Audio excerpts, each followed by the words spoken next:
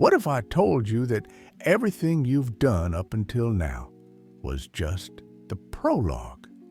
Carl Jung, one of the greatest minds in psychology, believed that life truly begins at 40, not because everything before that was meaningless, but because it was only preparation.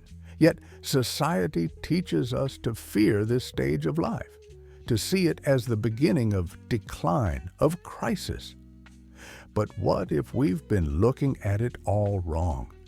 Jung saw midlife not as a breakdown, but as an awakening, a moment when the soul knocks on the door, asking, "Is this really the life I want?" And that's the question we're here to explore today, because if you're willing to listen, your real life might just be about to begin. At some point, usually around 40, a strange feeling starts creeping in. You have everything you once thought you wanted: career, relationships, stability, and yet a quiet voice inside whispers, "Is this all there is?" For many, this moment feels unsettling. Society calls it a midlife crisis, as if it was some kind of malfunction. People joke about it: buying a sports car, quitting a job, chasing lost youth. But what if this so-called crisis isn't a problem at all? What if it's an invitation? Carl Jung believed that the first half of life is about building, creating an identity, achieving goals, fitting into the world. It's the phase of life where we construct our persona, the social mask we wear to function in society. We become professionals, parents, partners. We accumulate responsibilities and successes. But then, something shifts. The very foundation we've spent decades building no longer feels complete. The rules we've followed, the ambitions we've chased, suddenly they don't satisfy us the way they used to. This is where people panic. They think they're losing themselves, when in reality, they're being called to go deeper.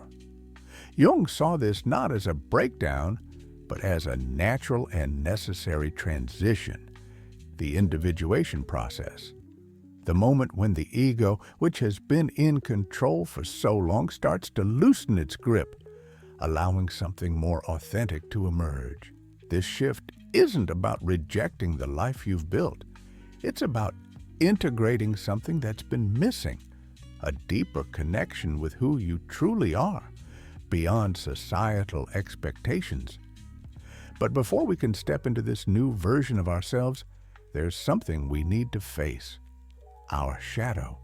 Imagine standing in front of a mirror, but instead of your usual reflection, you see all the parts of yourself that you've ignored, denied, or suppressed. Every forgotten dream, every hidden fear, every unspoken truth. This is what Carl Jung called the shadow, the hidden aspects of our personality that we keep in the dark. And at midlife, this shadow begins to surface. Why? Because up until now, life has been about becoming who we were supposed to be. We built careers, relationships, reputations. We followed the rules of success, played our roles, and silenced anything that didn't fit the image we wanted to project. We became responsible adults, respectable professionals, good parents, loyal partners. But in the process, we left behind parts of ourselves, desires we suppressed, emotions we denied, paths we never dared to explore. The shadow never disappears. It waits, and around midlife it starts knocking, sometimes as an unexplained sadness, a deep restlessness, or the unsettling feeling that something is missing. It might appear in unexpected emotions, a growing dissatisfaction, or a sudden craving for something different, something real. Jung believed that many of the struggles people face in midlife, depression, anxiety, a sense of emptiness, do not come from external failures, but from an internal conflict. The person we've become is no longer enough, because there is a deeper, more authentic self that wants to emerge. A man who has spent his life chasing achievements might wake up one day feeling lost because his entire identity has been built on success rather than meaning. A woman who has dedicated herself completely to her family might realize she doesn't know who she is outside of being a mother. Someone who has spent decades following all the rules, getting the right job, marrying the right person, building the perfect life, might suddenly feel trapped in a reality that no longer feels like their own. These moments are not mistakes, they are invitations. Jung didn't see this as a breakdown. He saw it as a moment of truth. And the real question is, are we willing to listen? For most of our lives, we've been taught to chase certainty, to follow the path laid out for us, to build something stable, to avoid the discomfort of the unknown. But when midlife arrives, certainty begins to crack. The questions that arise, is this all there is? Or am I really living the life I want? Are not signs of failure, they are signs of growth. Jung believed that this stage of life is not about clinging to the past, nor about desperately trying to maintain the identity we spent years constructing. Instead, it's about something much deeper, transformation. The first half of life is about external success, but the second half, it's about inner fulfillment, and that requires a different kind of courage, the courage to face ourselves, to embrace the unknown, and to listen to the deeper voice within. This is where real awakening begins. It doesn't come from running away or making impulsive changes. It comes from turning inward, from asking questions we may have been avoiding for years, from allowing ourselves to grieve the old identity that no longer serves us, so that something new can take its place. For some, this awakening might come through journaling, writing down their raw, unfiltered thoughts, exploring desires they've suppressed, questioning the beliefs they've held onto for so long. For others, it might come through dream analysis.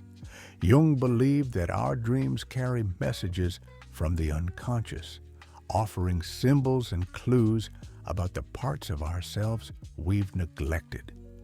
And for many, it will come through deep reflection, through slowing down and allowing themselves to feel what they've been too busy to acknowledge. This process is not always easy. Growth rarely is. But the reward is something far greater than anything the first half of life could offer. A sense of wholeness, of authenticity, of truly living instead of just existing. Midlife is not a crisis. It is an initiation, a sacred transition into a life that is no longer defined by external expectations, but by who we truly are. So, what if Carl Jung was right? What if life doesn't truly begin until we've built enough to start questioning it?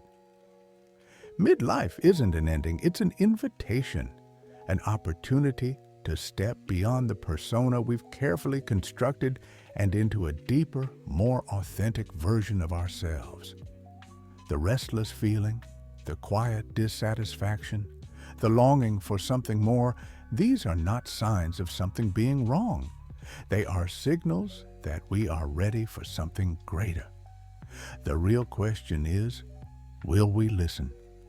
Because ignoring these questions won't make them disappear. The shadow we've hidden will continue knocking. But if we dare to turn toward it, to explore the parts of ourselves we've neglected, we might just discover that the life we've always longed for is waiting on the other side. Instead of fearing the question, is this all there is? Logically, perhaps we should welcome it. Because the moment we ask it, life is offering us a choice.